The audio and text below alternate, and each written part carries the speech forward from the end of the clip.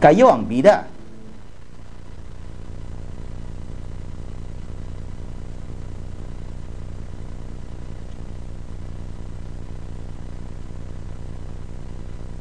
And the race is on. Lian Junique pass to begin, rushing up is Erica Stalin. Down on the inside, Nick in Eagle Shadow, rushing up is Matter of Honor. And on the outside, Angedi running by the Fuego. On the outside, Charlie's Word, Hot Gossip, Dr. Choice, Quick Action.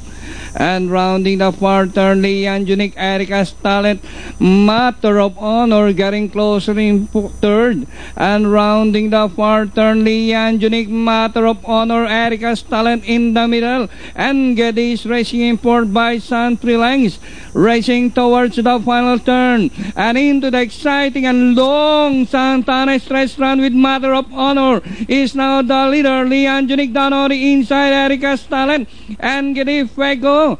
And nearing the finish line, it's Matter of Honor, Lian Junique once again, Erica Stalin and Geddes on the further outside. It's Lian Junique and Geddes on the further outside. And finally, it's going to be a close finish between Angedi, Lian Junique.